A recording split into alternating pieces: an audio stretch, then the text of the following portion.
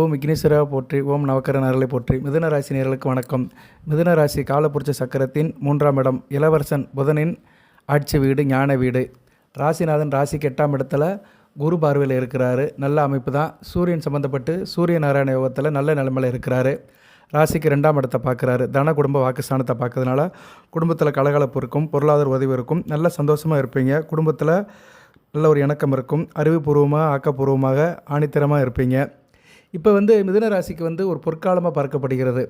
பொற்காலத்தை யார் கொடுக்குறாருன்னா ராகு கொடுக்குறாரு. ராகு மாதிரி யாரும் பிரம்மாண்டம் காட்ட முடியாது. கிரகத்திலேயே மாஸ் காட்டுற கிரகம் ராகு பகவான். 18 வருஷம் அதோடைய தசாபுத்தி. மிருகசீரிசு நட்சத்திரத்தில் பிறந்தவங்களுக்கு கொஞ்சம் வயசுலேயே வந்துட்டு போயிருக்கும். திருவாதிரை நட்சத்திரத்தில் பிறக்கிறவங்களுக்கு பிறக்கும்போதே ராகு திசை. புனர்பூச நட்சத்திரத்தில் பிறந்தவங்களுக்கு ராகு திசை வராது. ஆனால் அவங்களுக்கு ராகு புத்தியில் சில நல்ல பலன்கள் நடக்கும். இப்போ ராகு புத்தி நடக்கிறவங்களுக்கு நல்லா இருக்கும். சரியா? சில திசையில் ராகு புத்தி உங்களுக்கு இப்போ குரு திசையில் ராகு புத்தி, சனி திசையில் ராகு புத்தி, புதன் திசையில் ராகு புத்தி, கேது திசையில் ராகு புத்தி, சுக்கிர திசையில் ராகு புத்தி, இப்படி புத்தியில் சம்மந்தப்படும் நல்ல பலன்களை கொடுப்பாரு. ராகு ராசிக்கு 10ஆம் இடத்துல இருக்கிறாரு. நல்ல அமைப்பு தான். ராசின்னா என்ன சார் அப்படின்னா மனம், உடல், அவ்வளோதான். சரியா? நம்ம வீட்டுக்குள்ளே இருக்கிற அமைப்பு வேறு. அது ஜனன ஜாதக அமைப்பு. இப்போ நீங்கள் மிதுன ராசியில் பிறந்திருக்கீங்க, ஒரு லக்கணத்தில் பிறந்திருப்பீங்க, உங்களுக்குன்னு ஒரு ஜாதக கட்டம் இருக்கும். அது தனிப்பட்ட முறையில் அந்த நேரிலோட அமைப்பு, அந்த ஜாதகர் எப்படி இருப்பார், குணாதிசயங்கள் என்ன, குடும்பம் எப்படி, அவரோட அமைப்பு எப்படி, இதெல்லாம் சொல்லும். ஆயுள் தீர்க்கம் எல்லாத்தையும் சொல்லும். ஆனால் ராசிங்கிறது வெளிவட்டார அமைப்பு. விட்டு விட்டு வெளியே வந்துட்டீங்க, நீங்கள் சந்திக்கிற இடங்கள், நபர்கள், இதெல்லாம் ராசி சார்ந்தாக இருக்கும். அதுக்கு 2 தான் முக்கியமாக பயன்படுது உங்கள்கிட்டருந்து, உங்கள் மனமும் உங்கள் உடலும். சரியா? ஸோ ராசினா மனம், உடல். அதுக்காக தான் சந்திரனை வச்சுருக்கிறாங்க. சந்திரன் ஒரு மனோகாரகன், உடலுக்கு உரியவரும் அவர் தான். உடல்நலத்தை பேணி காக்கிறவர் சந்திரன் தான். அதனால தான் சந்திரன் நல்லா இருக்க வேண்டும். உடல் வளர்ப்பான், உயிர் வளர்ப்பான். எந்த அளவுக்கு சந்திரன் வலுத்து இருக்கிறாரோ அவங்களுக்கு ஆயுள் தீர்க்கம். இது ஜோதிடத்தில் ஒரு மறைமுகமான உண்மை. சந்திரன் 2 கூடையவன். உங்கள் ராசிக்கு 2 கூடையவனாக இருந்தாலும் 8ஆம் இடம் சம்மந்தப்படுவார். இன்னும் 2ஆம் இடத்துக்கு எதிர்த்து ஸ்தானம் 8ஆம் இடம். ஸோ மிதுன ராசியில் சந்திரன் வளர்த்தவர்கள் ஆயுள் தீர்க்கமாக அமைவார்கள். அது ஒரு முக்கியமான பெரிய பாயிண்ட். அதனால் சந்திரன் நல்ல நிலைமையில் இருக்கணும். சரியா? உங்கள் ராசியிலே இருந்தாலுமே அவர் நல்ல நிலைமையில் இருந்தார்னா ஆயுள் தீர்க்கத்துக்கு அவரும் ஒரு காரணியாக இருப்பார். ஓகே. இப்போ ராகு 10ஆம் இடத்துல சுபத்துவம் வராரு. சுக்கிரன் கூட சேர்றாரு. சரியா? நல்ல விதமாக பார்க்கப்படுகிறது. சுக்கிரன், ராகு ஏற்கனவே சுக்கிர அணியில் இருக்கிறவர் தான். சனி பகவான், சுக்கிரன், ராகு, புதன், இவங்க 4 பேருமே ஒரு அணிக்கு சேர்ந்தவர்கள். இவங்கெல்லாம் ஒரு டீம். குரு, சூரியன், சந்திரன், செவ்வாய், இவங்கெல்லாம் ஒரு டீம். கேது மத்தியஸ்தர். அவர் 2 பக்கமும் இருப்பார். எது நல்லதோ அதை மட்டும் எடுத்து செய்வார். கேது ஞானகாரகன். ஓகே. ஞானம் இருக்கிறவங்களுக்கு பற்று இருக்காது. எந்த பற்று இல்லாமல் இருப்பாங்க. எந்த விருப்பமும் இருக்காது. அதனால் கேது விருப்பம் வெறுப்பின்றி பலனை கொடுக்குற கிரகம், ஞானகாரகன். ஓகே. இப்போ ராகு சுக்கிரன் கூட 10ஆம் இடத்துல சேர்றாரு.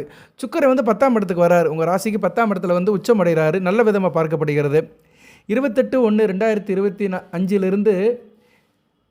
30/5/2025 வரைக்கும் அவர் ராசிக்கு 10ஆம் இடத்துல இருக்கிறாரு. சரியா? 28/1/2025 வருகிற தை 15 கிழமை, செவ்வாய்க்கிழமை உங்கள் ராசிக்கு 10ஆம் இடத்துக்கு போகிறாரு. ராகுவோட போய் இணைகிறாரு. நல்ல விதமாக பார்க்கப்படுகிறது. ராகுவை சுபத்துவப்படுத்துவார். ஒரே நேரத்தில் எப்படி காம்பினேஷன் இருக்குன்னா, சுக்கிரன் உச்சம் அடைகிறாரு, ராகுவை சுபத்துவப்படுத்துகிறாரு, பரிவர்த்தனை யோகத்தில் இருக்கிறாரு. குருவோட பரிவர்த்தனை யோகம். உங்கள் ராசிக்கு 7-10 கூடிய குருக்கிட்ட இவர் பரிவர்த்தனை யோகம் வராரு. 5-12-7-10 5ஆம் இடம் பஞ்சமஸ்தானம், அதிர்ஷ்டஸ்தானம், பூர்வபுண்ணிய ஸ்தானம். 7ஆம் இடம் கலஸ்தரம், நட்பு, கூட்டு தொழில், பங்கு சந்தை. 10ஆம் இடம் கர்மஸ்தானம், தொழில், பூஜை புனஸ்காரம், ஆலய வழிபாடு, தெய்வீக காரியங்கள். 12ஆம் இடம் அயன சயன போகம், வெளிநாட்டு வேலை. ஸோ இது சம்மந்தப்பட்ட காரியத்தில் உங்களுக்கு நல்ல ஒரு வெற்றியை கொடுக்கும். அதுபோக ராகுவும் குரு வீட்டில் தான் இருக்கிறாரு. ராகுக்கு வீடு கொடுத்த குரு பகவானும் உங்கள் ராசிக்கு 12ஆம் இடத்துலேருந்து ராசியை நோக்கி வரப்போகிறார். இதுவும் நல்ல விதமாக தான் பார்க்கப்படுகிறது. ஸோ இந்த காலகட்டத்தில் ராகு சுபத்துவம் வராரு. ஒரு கிரகம் சுபத்துவம் அப்படின்னா விசேஷத்தன்மை, கெட்ட பழக்க வளங்களை அறியோடு நீக்குதுன்னு அர்த்தம். ராகு ஒரு இயற்கை பாவரை தான். 100% பாவகரகம் தான். அவர் சுபகரங்களோடு சேரும்போது நல்ல பலன்களை கொடுப்பாரு. சுக்கிரன் கூட சேர்ந்து இப்போ சுபத்துவம் ஆறாரு. சரியா?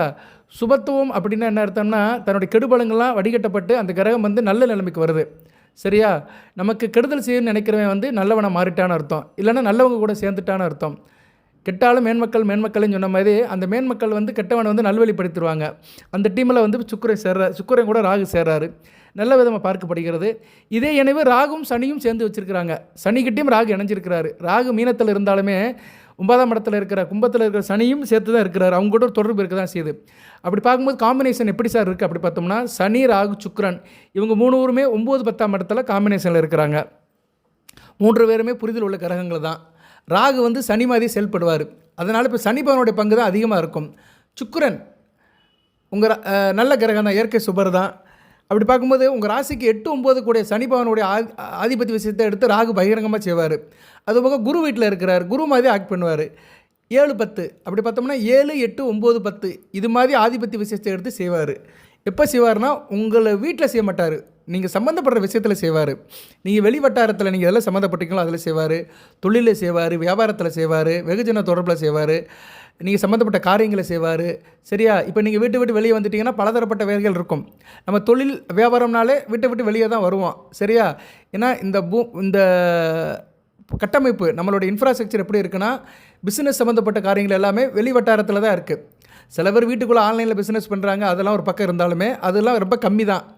ஐடி ஃபீல்டில் இருக்கிறவங்கன்னா வீட்டில் உட்காந்து பிஸ்னஸ் பண்ணிகிட்டு இருப்பாங்க ஒரு சிஸ்டத்தை வச்சுக்கிட்டு. ஆனால் வெகுஜனங்கள் என்ன சொல்கிறது, மெஜாரிட்டியான பீப்புள், ரொம்ப ஒரு மெஜாரிட்டியான மக்கள்லாம் வந்து வெளித்தொடர்பில் தான் இருக்கிறாங்க. விவசாயம் பண்ணுறதா இருந்தாலும் நம்ம காட்டுக்கு போய் தான் ஆகணும், வயலுக்கு போய் தான் ஆகணும். வியாபாரம் பண்ணாலுமே மார்க்கெட்டுக்கு போய் தான் ஆகணும். ஸோ எல்லாமே வெளி வட்டார தொடர்பில் தான் வந்து நம்ம வந்து ஜீவிக்கிறோம். அதாவது எப்படின்னா ஜீவனம் பண்ணி கொண்டு இருக்கிறோம். உத்தியோகமோ தொழிலோ வியாபாரமோ ஏதோ ஒன்று நம்ம வந்து வெளி வட்டாரத்தில் தான் தொடர்பில் இருக்கிறோம். சரியா நேர்களே? அதை தான் மார்க்கெட்டிங் அப்படிங்கிறாங்க. வெளிவட்டார மக்களை சந்திக்கிற பேர் தான் மார்க்கெட்டிங். அதுக்கு பேர் தான் மார்க்கெட்டுன்னு வச்சுருக்கிறாங்க. சரியா நேர்களே? ரைட்டு, ரொம்ப எல்லாம் போக வேண்டாம், போர் அடிக்கும். இப்போ ராகு 10ஆம் இடத்துல சுபத்துவமாக இருக்கிறாரு, நல்ல பலன்களை கொடுக்குறாருங்க. உங்களுக்கு 28/1/2025 1/3/2025 வரைக்கும் சுக்கிரன் கூட சேர்ந்து நல்ல பலன்களை கொடுக்குறாரு. இதில் வந்து சுக்கிரன் அப்புறம் வந்து வக்கரம் அடைகிறாரு. உச்ச வக்கரம் ஈக்குவல் நீசம். அந்த காலகட்டத்தில் மட்டும் கொஞ்சம் கவனமாக இருக்கணும். 1/3/2025 13/4/2025 வரைக்கும் சுக்கிரன் வந்து உச்ச வக்கரம் அடைகிறாரு. நான் நேரம் தனியாக வீடியோ போடுறேன். ஏன்னா இப்போதைக்கு 1 மாத காலத்துக்கு ராகு நல்ல நிலைமையில் இருக்கிறாரு. ப்ரிடிக்ஷனை கொஞ்சம் கொஞ்சமாக கொடுப்பான். நான் போதி ஜோடத்தில் எப்போயுமே முழுசாக திணிக்க மாட்டேன். குரு பயிற்சிக்கு போட்டாலும் சரி, சனி பகவான் பயிற்சிக்கு போட்டாலும் சரி, ராகு எதுக்கு பயிற்சிக்கு போட்டாலுமே அப்பப்போ படி லெவலில் தான் பலன்களை சொல்லணும். ஒரு பலன்கள் வந்து படி லெவலில் தான் இருக்கணும், ஸ்டேஜ் பை ஸ்டேஜ். சரியா நேர்களே? நம்ம ஒரு கோயிலுக்கு போகிறோம்னா ஒரு 10 படி நல்லபடி ஏறிட்டோம்னா அடுத்து 10 படி நல்லபடி ஏறிடுவோம். 300 படி இருக்குன்னா படியில் உட்காந்துக்கிட்டே 300வது படி நினைக்கக்கூடாது. ஒரு 50 படி ஏறணும், அதுக்கடுத்து ஒரு 50 படி கொஞ்சம் ரிலாக்ஸ் பண்ணணும், அப்புறம் ஒரு 50 படி, அப்படி போனால் தான் நல்லபடியாக கோயிலுக்கு போக முடியும்.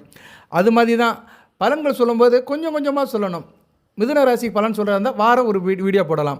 இருக்கிற நிலைகள் எப்படி இருக்குது, அதில் எந்த கிரகங்கள் சாதகமாக இருக்குது, எந்த கிரகங்கள் பாதகமாக இருக்குது, அந்த பாதகமான கிரகத்துக்கு என்ன வழிபாடு பண்ணணும், சாதகமான கிரகங்கள் என்ன பலனை கொடுக்கும், இவ்வளோ தாங்க ஜோதிடம். சரியா? கோச்சாரத்தில் இப்படி தான் பலன் சொல்லணும். சும்மா ஒட்டுமொத்தமாக அடிச்சு விடுறது, குருக்கு வந்து குரு பயிற்சி சனி பயிற்சின்னு ஒட்டுமொத்தமாக சொல்லிட்டு போகிறது வந்து பலன்கள் நிற்காது.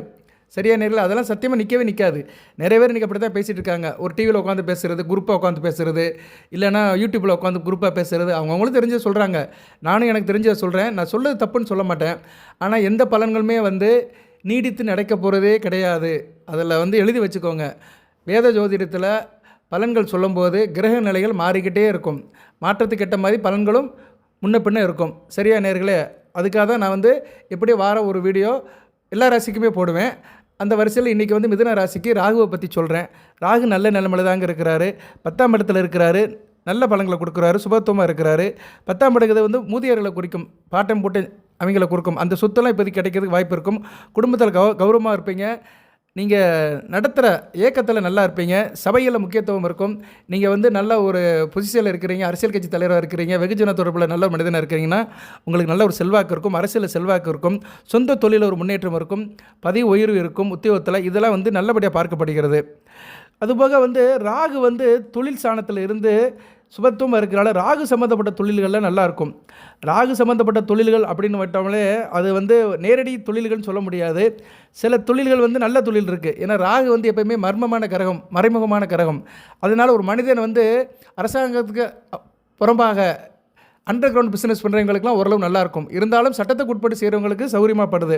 நம்ம என்றைக்குமே வந்து சட்டத்துக்கு உட்பட்டு தான் ப்ரிடிக்ஷன் கொடுக்கணும். சரியா? நம்ம யாரையும் என்கரேஜ் பண்ணக்கூடாது. அதனால் என்ன சொல்கிறேன்னா, ராகு வந்து பொதுவாக ராகுவுடைய இயல்பு என்னென்னா மறைமுகமாக தொழிலை பண்ணுறவங்களுக்கு ராகு ரொம்ப ஊக்குவிப்பார். சில பேர் சைடு பிஸ்னஸ் பண்ணுவாங்க, கவர்மெண்ட்லேயே வேலை பார்ப்பாங்க, சைடு பிஸ்னஸும் பண்ணுவாங்க, வெளியே தெரியாமல் பண்ணுவாங்க. அப்படிப்பட்டவங்களுக்குலாம் இப்போ நல்லாயிருக்கும். நீங்கள் எந்த பிஸ்னஸ் பண்ணாலும் சரி, அதுபோக வந்து புகைப்பட கலைஞர்கள், ஃபிலிம் இன்ஸ்டியூட்டில் இருக்கிறவங்க, ஃபோட்டோகிராஃபர்கள், மருந்து விற்பனையில் இருக்கிறவங்க, மெடிக்கல் ஃபார்மசியில் இருக்கிறவங்க நல்லாயிருக்கும். அதுபோக தூக்க மருந்து, போதை மருந்து சம்மந்தப்பட்டவங்களுக்கும் இந்த காலம் நல்லாயிருக்கும். ஆனால் போதை மருந்தை வந்து நான் என்கரேஜ் பண்ண மாட்டேன். மனித வாழ்க்கைக்கு தீங்கு விளைவிக்கிற தொழிலில் இருக்கிறவங்களுக்கு இங்கே பலன்கள் கிடையாது. நல்வழிப்படுத்துகிறவர்களுக்கு நான் பலன் சொல்கிறேன். இருந்தபோதிலும் ராகு அதுக்கு வருவார். ஆயுர்வேதா, சித்தம் இந்த மாதிரி மருத்துவத்துறையில் இருக்கிறவங்க நல்லாயிருக்கும். கூலி வேலை பார்க்குறவங்க நல்லாயிருக்கும். புலனாய்வு புரியில் இருக்கிறவங்க நல்லாயிருக்கும். இன்வெஸ்டிகேஷன் டிபார்ட்மெண்ட்டில் இருக்கிறவங்க, கிரைம் பிரான்ச் போலீஸ் டிபார்ட்மெண்ட்டில் இருக்கிறவங்க நல்லாயிருக்கும். கூலி வேலை பார்க்குறவங்க, சுமை தூக்குறவங்க இவங்களுக்கு நல்ல விதமாக பார்க்கப்படுகிறது. குவாரி வச்சுருக்கிறவங்க, கல் உடைக்கிறவங்களுக்கு இந்த காலகட்டம் நல்லாயிருக்கும். பொதுவாக சொன்னோம்னா ராகு வந்து கீழ்மட்டத்தில் இருக்கிறவங்க நல்லா இது பண்ணுவார். கடைநிலை ஊழியர்கள், கீழ்மட்டத்தில் இருக்கிறவங்க, ஃபீல்டு ஒர்க் பார்க்குறவங்களுக்கு நல்லபடியாக பார்க்கப்படுகிறது. சரியா நேரில் அவங்களுக்குலாம் ராகு வந்து நல்ல வாய்ப்பாக கொடுப்பார். அதுபோக காது, மூக்கு, தொண்டை சம்மந்தப்பட்ட வேலையில் இருக்கிறவங்க நல்லாயிருக்கும். இஎன்டி டாக்டர்ஸ் நல்லாயிருக்கும். குடல் சம்மந்தப்பட்ட பிரச்சனைகள்லாம் தீர்ந்து போயிடும். குடல் சம்மந்தப்பட்ட டாக்டர்ஸ் சொல்கிறாங்கள்ல, குடல் சம்மந்தப்பட்ட ஸ்பெஷலிஸ்ட்டாக இருக்க டாக்டருக்கு நல்லாயிருக்கும். அதுபோக வந்து பேசி பழிக்கிறவங்களுக்கு மிகச்சிறப்பாக பார்க்கப்படுகிறது. 10ஆம் வீட்டில் இருக்கிற ராகு வந்து உங்களுக்கு நல்ல தேவைகளை பூர்த்தி செய்வார். சரியா நேரில் பணம் எந்த ரூபத்திலாச்சும் வரும். தொழில் வியாபாரம் ஒரு பக்கம் இருந்தாலுமே பண வருமானத்தை கொடுத்துருவார். எப்படினாலும் உங்களுக்கு பணம் வரும். அது அடுத்தவங்க பணமாக இருந்தாலும் உங்கள் கையில் வரும். சரியா 28/1/2025 1/3/2025 வரைக்கும் கிட்டத்தட்ட ஒரு மாத காலம் 34 நாட்கள் ராகு வந்து ரொம்ப சுபத்துவமாக இருக்கிறாரு. சுக்கிரன் கூட சேர்ந்து ரொம்ப சுபத்துவமாக இருக்கிறாரு. அந்த காலகட்டத்தில் வந்து உங்களுக்கு நல்ல பலன்களை கொடுப்பாரு. பற்றாக்குறை எதுவுமே இருக்காது. எதுக்குமே வருத்தப்பட மாட்டீங்க. பூர்வீக சொத்து கிடைக்கிறதுக்கு வாய்ப்பு இருக்குது. குறிப்பாக தகப்பன் வழி, பாட்டன் வழி சொத்துக்கள் கிடைக்கும். எந்த துறையில் இருந்தாலும் சரி, நீங்கள் எந்த டிபார்ட்மெண்ட்டில் வேலை பார்த்தாலும் சரி, அதில் உயர்வு இருக்கும், பதிவு உயர்வு இருக்கும். அதுபோக ஆன்மீக ஈடுபாடும் இருக்கும். ராகு வந்து ஒரு ஆன்மீக கிரகம் தான். குரு வீட்டில் இருக்கிறாரு. அதனால் குரு மாதிரி ஆக்ட் பண்ணுவார். கலப்பு பலன்களை கொடுப்பார். குரு, சனி, சுக்கிரன் இவங்களெல்லாம் சேர்த்து வச்சு ஒரு கலப்பு பலன்களை கொடுப்பார். சரியா நேரில் அதிர்ஷ்டம் கை கொடுக்கும். எதிர்பாராத அதிர்ஷ்டம் கிடைக்கும். தொழிலில் வந்து எதிர்பாராத அதிர்ஷ்டம் இருக்கும். தொழில் ரீதியாக வெளிநாடு, வெளிமாநிலத்துக்கு போகலாம். அதுபோக வந்து ஆன்மீக ஈடுபாடும் இருக்கும். ஆன்மீக காரியத்தில் நீங்கள் ஈடுபடலாம். அதுபோக வந்து நீங்கள் வந்து சொந்த தொழில் செய்கிறவா இருந்தீங்கன்னா இதில் வந்து ரொம்ப ஈடுபாடோடு இருப்பீங்க. சொந்த தொழில் செய்கிறவங்களுக்கு அதிக ஈடுபாடு இருக்கும். அதில் செயல்பாடும் இருக்கும். நல்ல லாபமும் இருக்கும். அதுபோக மக்கள் அன்றாட பயன்படுத்தக்கூடிய பொருட்கள் சம்மந்தப்பட்ட தொழில் இருக்கிறவங்களுக்கு ரொம்ப சிறப்பாக இருக்கும். அது நிறைய இருக்குது. இன்றைக்கி மக்கள் வந்து அன்றாட பயன்படுத்துகிற தொழில், அன்றாட பயன்படுத்துகிற பொருட்கள், அவங்க அந்த தொழில் பண்ணுறவங்க நல்லாயிருக்கும். அன்றாடம் என்ன சார் பயன்படுத்துவாங்க? காய்கறி எடுத்துக்கலாம். காய்கறி அன்றாடம் வாங்குவாங்க வீட்டுக்கு. அதுபோக வந்து பால் வாங்குவாங்க. இப்படி அன்றாடம் பயன்படுத்துகிற பொருட்கள், உணவுப் பொருட்கள், இது சம்மந்தப்பட்ட தொழில் இருக்கிறவங்களும் மிகச்சிறப்பாக பார்க்கப்படுகிறது. அதுபோக வந்து தொழில் விஷயத்தில் வந்து நீங்கள் வந்து ரொம்ப சிறப்பாக இருப்பீங்க. உங்களுடைய இணக்கம் நல்லாயிருக்கும். உங்களோட அச்சீவ்மெண்ட் நல்லபடியாக பார்க்கப்படுது. அப்ரோச் நல்லபடியாக இருக்கும். அதுபோக நட்பு வட்டாரம் பெருசாக இருக்கும். இந்த காலகட்டத்தில் ராகு வந்து நட்பு நல்லபடியாக கொடுப்பார். குரு வீட்டில் இருக்கிறார். 7 கூடன் வீட்டில் இருக்கிறனால நட்பு நல்லபடியாக இருக்கும். 10ஆம் இடத்துல இருக்கிற ராகு வந்து நண்பர்களால் உங்களுக்கு நல்ல ஒரு ஏற்றத்தை கொடுப்பார். தொழிலில் நல்ல ஒரு வெற்றி இருக்கும். நினைத்தது நிறைவேறும். தொழில் விஷயத்தில் கனவு கொண்டவர்கள், நான் இப்படிலாம் தொழிலை மாற்றணும், தொழிலில் பெரிய லெவலுக்கு போகணும் அப்படின்னு கனவு கண்டவர்களுக்கு நல்ல காலகட்டமாக பார்க்கப்படுகிறது. ஸோ தொழிலை அபிவிருத்தி பண்ணணும், தொழிலில் முதலீடு பண்ணணும்னா நீங்கள் இந்த காலகட்டத்தை எடுத்துக்கலாம். இருந்த போதிலும் ஜனன ஜாதகத்தை செக் பண்ணிக்கோங்க. ஏன்னா இன்வெஸ்ட்மெண்ட் பண்ணுறது பெரிய லெவலில் இன்வெஸ்ட்மெண்ட் பண்ணுறீங்கன்னா எப்போயுமே ஜனன ஜாதகத்தை செக் பண்ணிக்கணும். கோச்சார பலன்கள் ஒரு பக்கம் இருந்தாலுமே ஜனன ஜாதகத்தை செக் பண்ணிக்கிறது ரொம்ப நல்லம். அதே காலகட்டத்தில் ராகு வந்து ஒரு வேகமாக இயங்குகிற கிரகம். சரியா, அதனால் குறுகிய காலத்தில் ஷார்ட் பீரியடில் நிறைய பணத்தை சம்பாதிக்க வைப்பார். அது வந்து உங்களுக்கு நல்ல ஒரு இதாக கொடுக்கும். அரசியல்வாதிகளுக்கு நல்ல பேர் கிடைக்கும். அது மாதிரி நீங்கள் அரசியலில் நல்ல பேர் எடுக்கலாம். கட்சி தலைமை கிட்ட இணக்கமாக இருக்கலாம். மக்கள் மத்தியிலும் நல்ல பேர் கிடைக்கும். அதுபோக வந்து ராகு ஒரு மந்திரமான கிரகம், மந்திர தந்திரம் உள்ள கிரகம். சில காரியங்கள் மணிமந்திரம் பண்ணுறவங்களுக்கெல்லாம் அந்த காலகட்டம் நல்லாயிருக்கும். அதுபோக நான் ஏற்கனவே சொன்னபோது சித்தா, ஆயுர்வேதா டாக்டருக்கு நல்லாயிருக்கும். குறிப்பாக இந்த விசகடிக்கு மருந்து கொடுக்குறவங்க கிராமத்துலலாம் இருப்பாங்க. விசகடி, பத்தியம் இருக்கிறது, மஞ்சக்காமாலைக்கு மருந்து கொடுக்கறது, இப்படிப்பட்ட வைத்தியர்களுக்கெல்லாம் நல்ல வித காலமாக பார்க்கப்படுகிறது. இதெல்லாம் ராகு சிறப்பாக செய்வார். அதுபோக 10ஆம் இடத்துல இருக்கிற ராகு வேறு என்ன சார் செய்வார் அப்படின்னா நல்ல பலன்களை தான் கொடுப்பாரு. நல்ல பேர் எடுப்பீங்க இந்த காலகட்டத்தில். சுக்கிரன் குடிச்ச சுபத்துவமாக இருக்கிறதுனால நீங்கள் செய்கிற காரியங்களும் நல்லபடியாக இருக்கும். 10ஆம் இடம் காரியம் சம்மந்தப்பட்டது. எந்த காரியம் செஞ்சாலும் நல்லபடியாக இருப்பீங்க. அதில் தவறு கண்டுபிடிக்க முடியாது. கதை, கவிதை, ஓவியம் இவங்களுக்கு நல்லாயிருக்கும். டேபிள் ஒர்க் பார்க்குறவங்க, கலை சம்மந்தப்பட்ட இருக்கிறவங்க நல்லாயிருக்கும். அது வழியாக ஆதாயம் இருக்கும். பெண்களால் எந்த பிரச்சனையும் இருக்காது. இவ்வளோ நாள் பெண்களால் சில பிரச்சனைகள் இருந்திருக்கும். அந்த பிரச்சனைகளை சார்ட் அவுட் ஆகி நல்லவிட பார்க்கப்படுகிறது. சமுதாயத்தில் மதிப்பு மரியாதை இருக்கும். மற்றவங்களுக்கு உதவுவீங்க. சரியான நேரில் கொஞ்சம் எக்ஸஸாக இருக்கிறதுனால பிறருக்கு கொடுத்து மகிழ்வீங்க. அதெல்லாம் ராகு சிறப்பாக செய்வார். மற்றவங்க முடிக்க முடியாத வேலையும் நீங்கள் முடிச்சு கொடுப்பீங்க. உத்தியோகத்தில் இருக்கிறவங்களுக்கு இது நல்ல ஒரு வரப்பிரசாதமான காரியமாக இருக்கும். நல்ல எல்லா வேலையுமே ஒரு கான்சன்ட்ரேஷன் பண்ணி அதை வந்து சைன் பண்ணுவீங்க. அதனால் வந்து மேலதிகாரியோட பாராட்டு இருக்கும். பதவி உயர்வும் கிடைக்கும். மறைமுக எதிர்ப்பு இருந்தாலுமே அது வந்து நீங்கி போய்விடும். சில பேருக்கு வந்து மறைமுக எதிர்ப்பு இருக்கும். வேலை பார்க்குற இடத்துல யாரோ ஒருத்தர் குடைச்சலை கொடுத்துட்ருப்பாங்க, அவங்களாம் இப்போ இல்லாமல் போயிடுவாங்க. அதுபோக பிரயாணம் நல்லபடியாக இருக்கும். வெளிநாடு வெளிமாநில தொடர்புகள், வெளிநாட்டு தொழில்கள் நல்லபடியாக இருக்கும். ஏற்றுமதி இறக்குமதி, கடல் கலந்து போய் பிஸ்னஸ் பண்ணுறது, இவங்களுக்குலாம் நல்ல பார்க்கப்படுகிறது. குறிப்பாக மருந்து பொருட்கள், மருத்துவம் சம்மந்தப்பட்ட பொருட்களில் நல்ல ஒரு ஏற்றம் இருக்கும். யூனிஃபார்ம் சர்வீஸில் இருக்கிறவங்களும் நல்லா இருப்பாங்க. யூனிஃபார்ம் சர்வீஸ் வந்து தொழிலில் வராது, உத்தியோகத்தில் போகும்.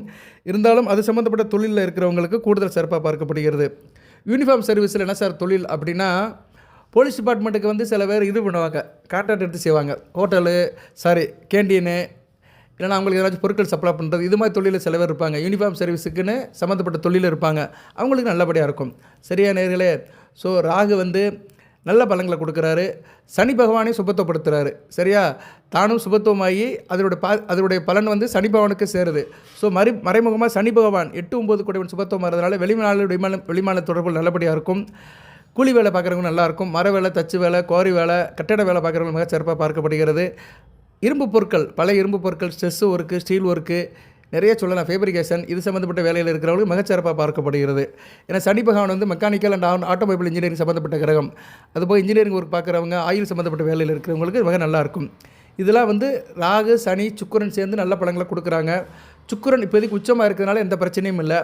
அவர் வந்து வக்கரம் அடைவார், உச்ச வக்கரம். அது வந்து நீசம் சொல்லுவாங்க. ஆனால் நீசமானாலும் பரிவர்த்தனை யோகத்தில் இருக்கிறனால நீசம் வந்து 50% அடிபட்டு போயிடும். இருந்தபோதில் 50% நீசம் அடைவார் 10ஆம் இடத்துல. அது 13/4/2025 பின்னாடி தான். அதுக்கு பின்னாடி நான் பலன்களை ரிவைஸ் பண்ணுறேன்.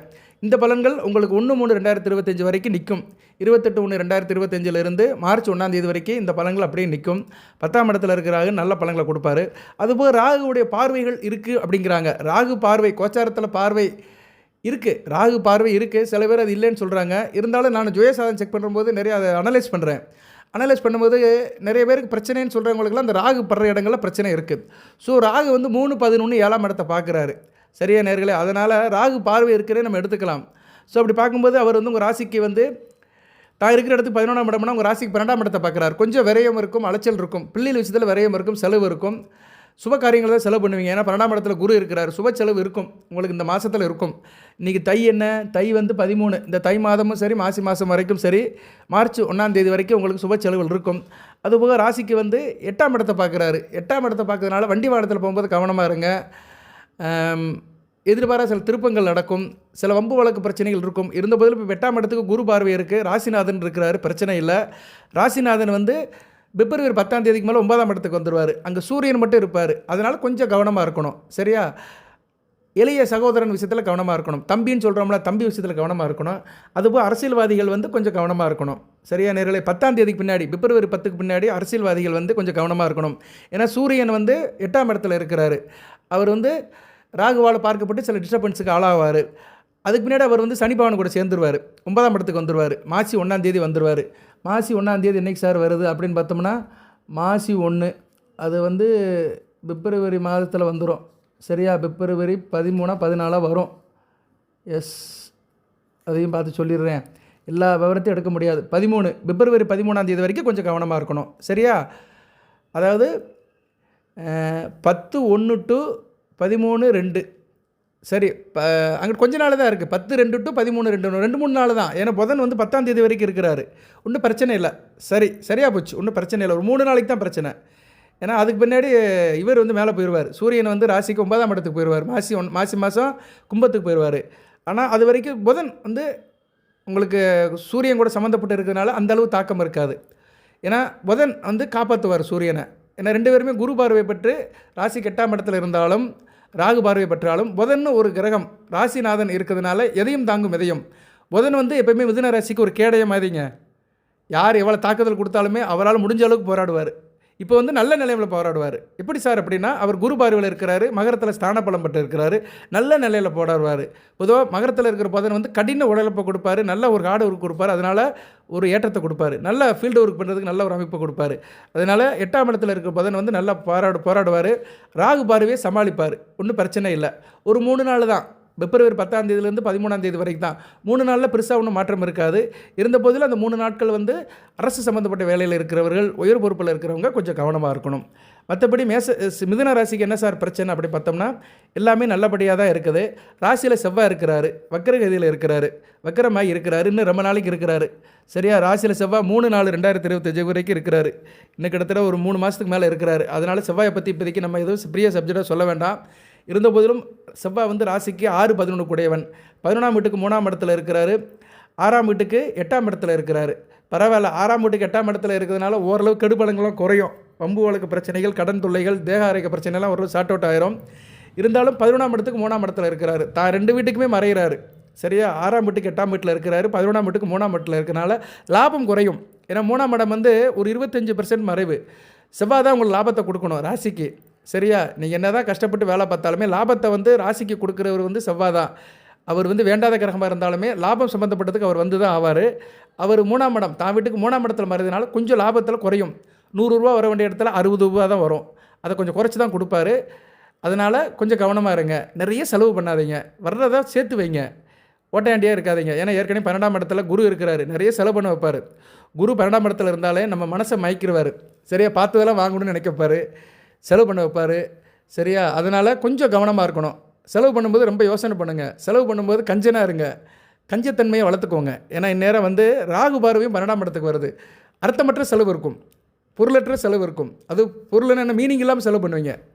பொருள்னா மீனிங்னு அர்த்தம் தமிழில். சரியா? மீனிங்னா பொருள்.